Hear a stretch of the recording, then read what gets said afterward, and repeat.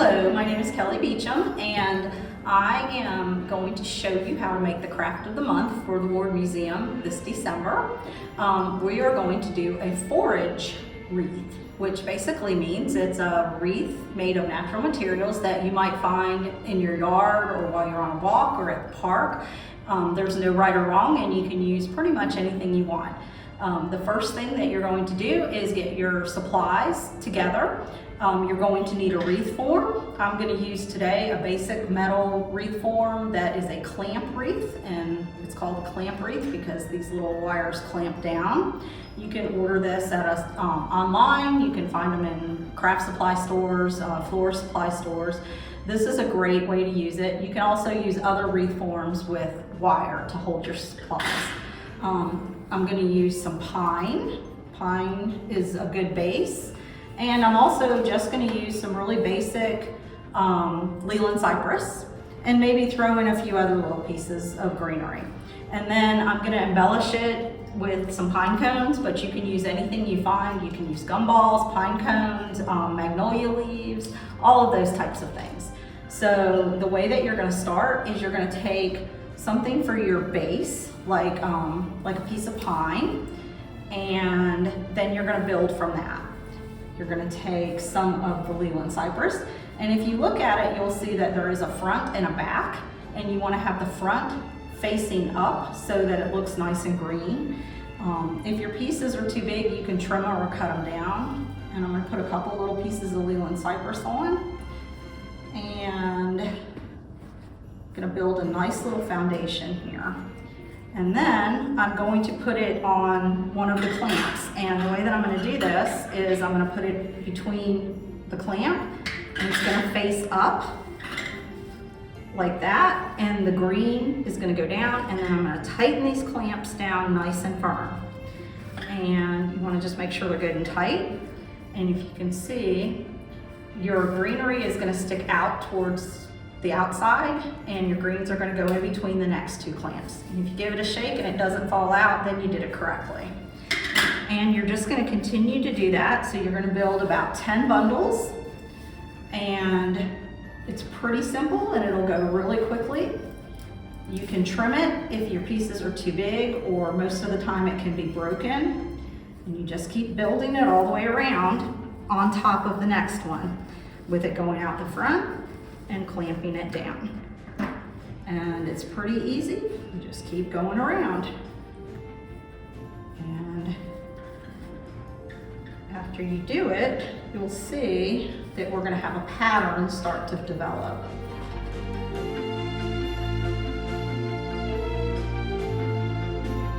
You can see how it's already starting to look like a wreath. You're going to do that. You're going to keep going around and doing that. Essentially, you're going to make about 10 bundles. There's 10 clamps, and you're going to fill it up all the way around. It can be as full as you want it to be, or as thin as you want it to be. There's really not any right or wrong on it. Just keep going all the way around and adding to it. This is the same way you would make like a wreath for a Christmas wreath. You can gather cedar or other types of pine. Boxwood makes a really pretty wreath. There's all different kinds of greenery. Holly you can add to it, and then you can just add other embellishments to it as you go.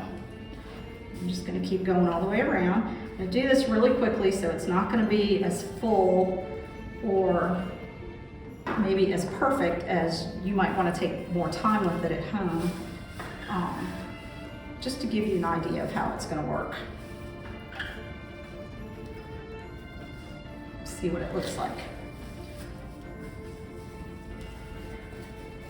If you're going to put a ribbon on it, you can make it a little more sparse in one area, so that you'll have a place for your ribbon to go.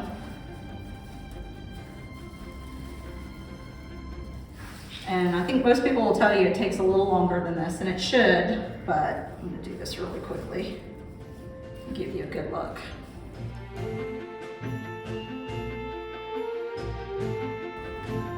basically, I just made a wreath very quickly by clamping it down. Now I have a lot of the pine on here, and if you shake it, then you did a pretty good job of holding it in.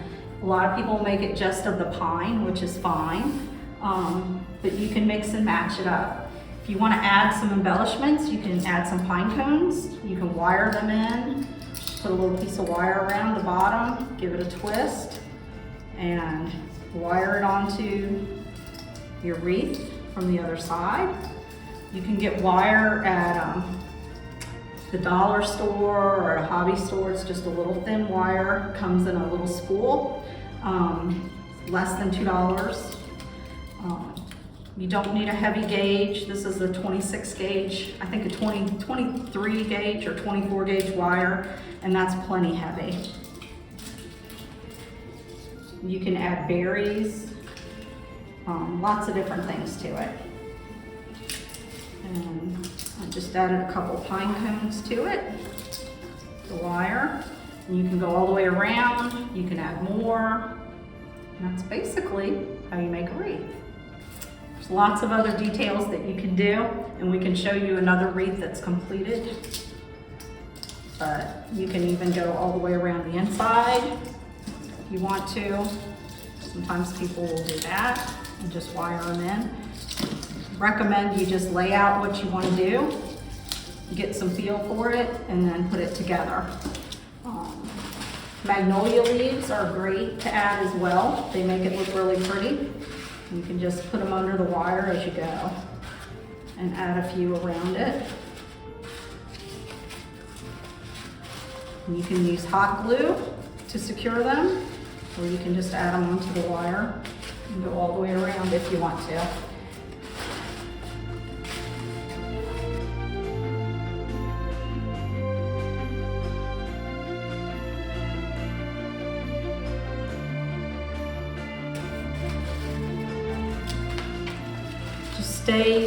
Keep your pattern in the same direction pretty much, and that'll make it look pretty consistent. And there you have it, a pretty winter wreath to hang outside. And that's all there is to it. You just secure it with some wire or some hot glue and you're finished. So I hope you enjoyed this month's tutorial on how to make a forage wreath. Go for a nice walk, take a little bag with you, and collect some things that have fallen, and have a good time. Thanks for watching.